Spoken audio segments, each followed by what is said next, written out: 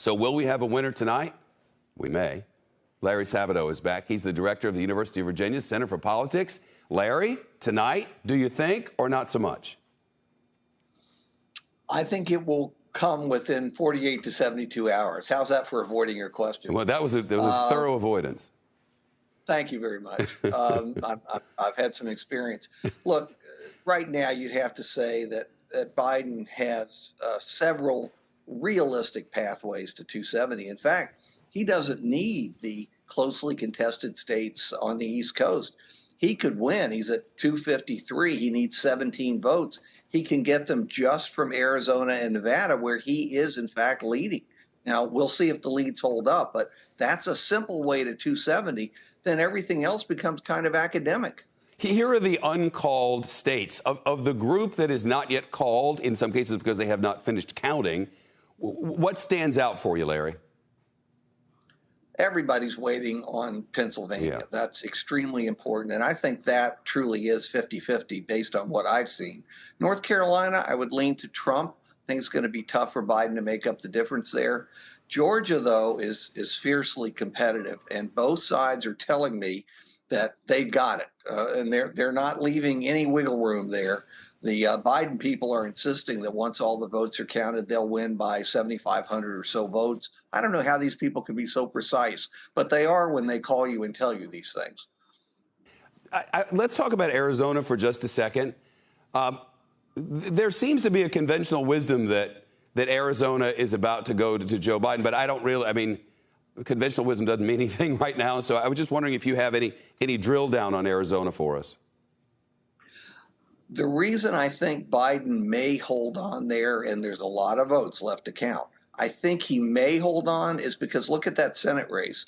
Yes, it hasn't been called, but Mark Kelly, the Democrats' extensive lead, is going to be very difficult for appointed Senator Martha McSally to make up.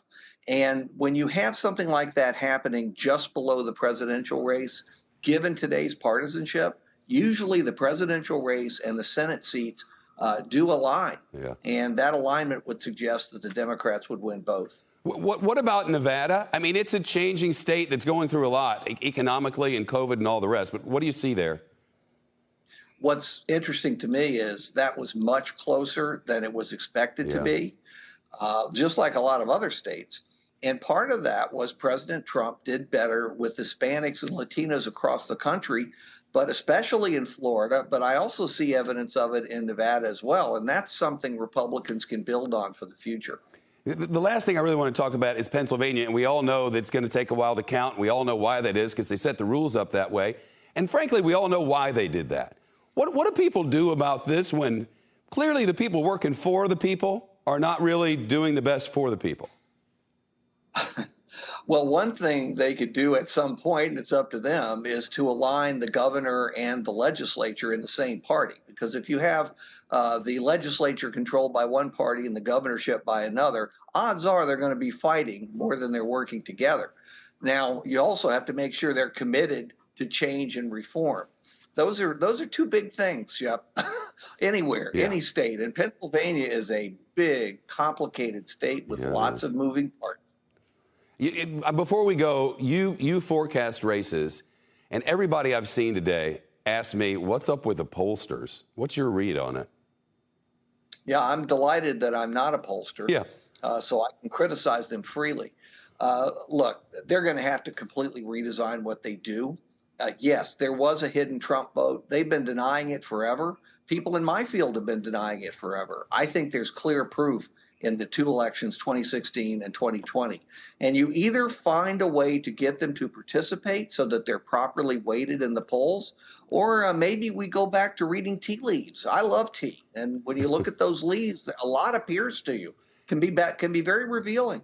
4 years ago, for a long while, we didn't use polls in the newscast. I was senioring there. And I wonder if we need to all look in the mirror, journalists and everybody else who uses them, come 4 years from now and just say, I don't know, I think it's useful to refer to them and to look at them, but don't be driven by them. Yeah. There's something about concrete numbers that human beings love. It takes an imprecise art and turns it into a science, except politics has never been and will never be a science.